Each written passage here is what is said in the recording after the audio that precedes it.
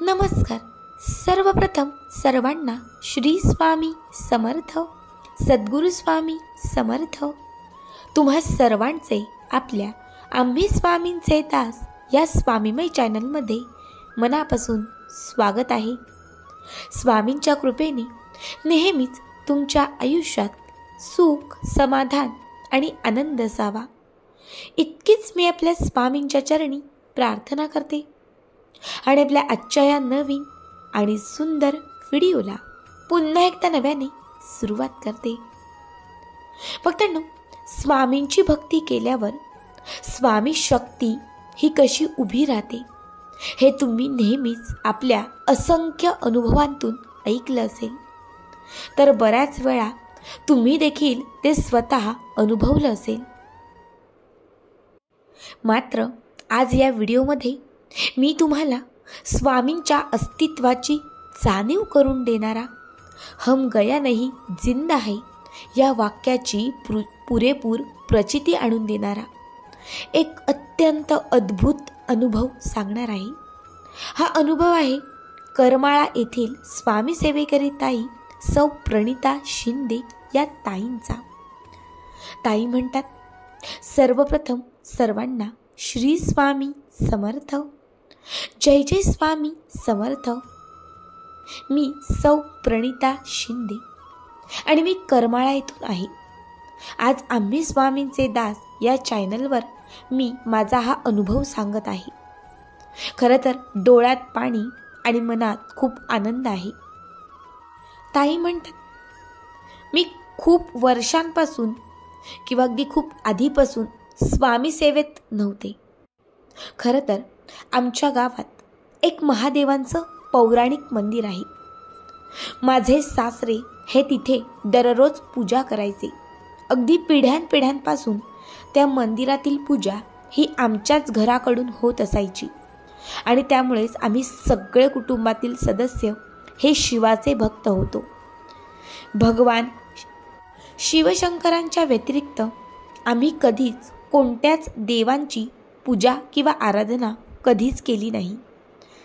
आमच्या देवघरातही महादेवांची एक पिंडी आणि गणपती बाप्पांची मूर्ती, बस इतकंच.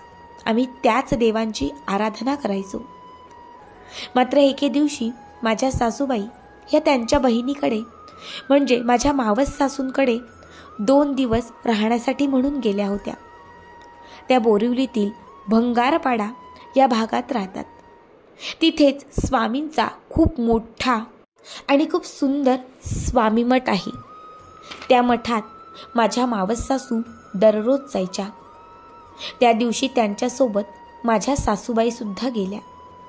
त्या 2 दिवसात सासूबाईंनी त्यांच्या बहिणीकडून स्वामींच्या असंख्य गाथा ऐकल्या.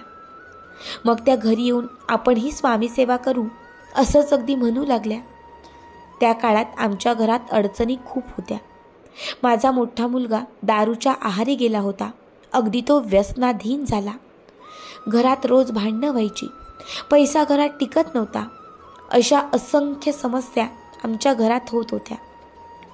नेमकी त्याच आठवड्यात आमच्या गावातल्या महिला मंडळची एक छान ट्रीप ही अक्कलकोटला फिरण्यासाठी म्हणून निघाली आणि त्यात माझ्या सासूबाईही होत्या. 4 दिवसांची ती ट्रीप होती, ज्यात पंढरपूर, सोलापूर, गाणगापूर आणि अक्कलकोट अशी देवदर्शन होती. मग अक्कलकोटला दर्शन झाल्यावर माझ्या सासूंनी एक स्वामींची मूर्ती घेतली आणि ती अक्कलकोटवरून आलेली ही स्वामींची मूर्ती आमच्या घरात आली आणि मग आम्ही जशी जमेल तशी सेवा करू लागलो. मात्र स्वामींची मूर्ती घरात आली आणि सगळं काही उलटं व्हायला लागलं. घरातील भांडणं, कलह ही वाढू लागली. माझ्या पतीची नोकरी गेली. सतत कामात अडथळे येऊ लागले. मी स्वतः त्यावेळी खूप आजारी झाली. जिथून स्वामींची मूर्ती घरात आली तिथून याच गोष्टी आमच्या घरात होऊ लागल्या आणि त्यामुळे आमच्या आयुष्यातील संकटे वाढू लागली. मग माझे सासरे आमच्यावर खूप रागावले. हे सगळं स्वामींमुळे होतंय असे ते म्हणू लागले. त्यांनी स्वामींची मूर्ती घराबाहेर काढा अशी सूचना दिली. खरं तर घरात त्यांच्या शब्दाबाहेर कुणीच नव्हते. मात्र माझ्या मनाला ते पटत नव्हते, कारण माझी स्वामींवरती श्रद्धा बसली होती. त्या 8 दिवसांमध्ये का माहिती नाही, पण मी स्वामींना मानत होती. पण सासऱ्यांचा आदेश आला आणि मग त्यामुळे आम्ही रात्री ती मूर्ती घरासमोर असणाऱ्या पडक्या जागेत ठेवून दिली. खरं तर त्या दिवशी खूप भीती वाटत होती. अगदी मला रात्रीची झोपही येत नव्हती. डोक्यात खूप विचार होते. विचार करून करून पहाटेच्या सुमारास माझा डोळा लागला आणि त्याच दरम्यान मला एक स्वप्न पडलं. खरं तर स्वप्नात स्वामींची ती मूर्ती होती. चक्क ही मूर्ती माझ्याशी बोलत होती. स्वामींची परीक्षा घेता, स्वामींना खोटं ठरवता, स्वामी सेवा खेळ आहे का, जो फक्त तुम्ही गरजेपुरता आणि कामापुरता खेळता, असे कठोर शब्द स्वामी मला म्हणत होते. स्वामी सेवा ही श्रद्धेने करावी लागते. मोह सोडून स्वामी सेवा जे करतात स्वामी त्यांनाच पावतात. मनात विश्वास असावा लागतो. जी निस्वार्थ सेवा करतात स्वामी त्यांच्याच पाठीशी राहतात. लक्षात ठेवा, स्वार्थ सोडा, असे स्वामींचे ते कठोर शब्द मी ऐकले आणि झोपेतून दचकून उठले. घड्याळात बघितले तर अगदी 3:30-4चा तो टायमिंग होता. हे काय स्वप्न पडले मला कळेना. मी हिम्मत करून दरवाजा उघडला. त्या पडक्या जागेसमोर गेले जिथे स्वामींची मूर्ती मी ठेवली होती. खरं तर मला तशी अंधाराची भीती कधी वाटत नव्हती.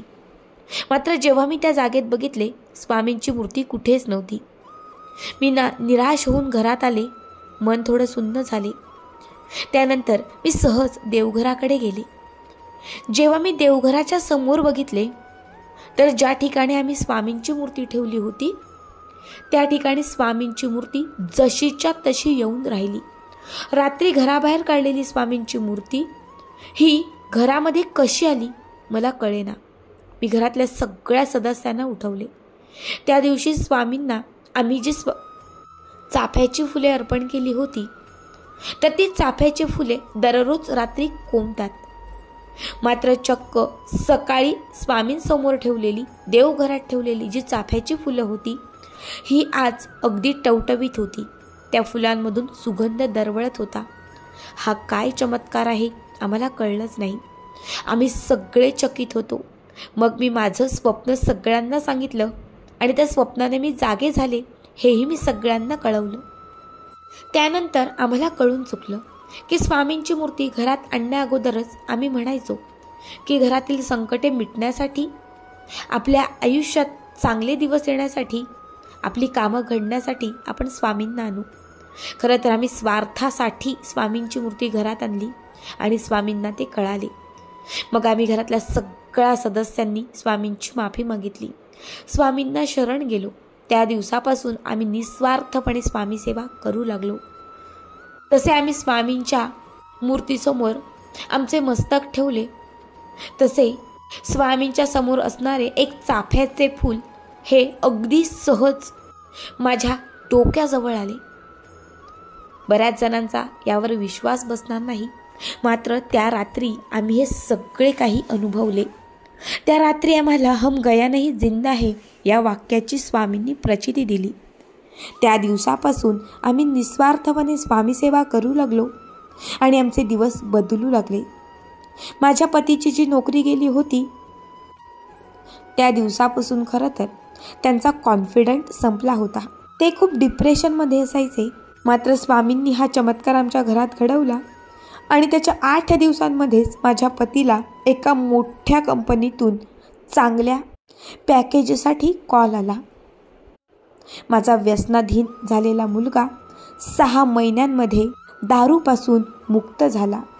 खरंच त्या दिवसांपासून जेव्हा आम्ही स्वामींची निस्वार्थ सेवा करायला लागलो, स्वामी आमच्या पाठीशी राहिले, स्वामींनी आमची साथ दिली आणि आमचे दिवस जे वाईटाचे होते हे सगळे बदलून आमच्या जीवनात चांगले दिवस आणले.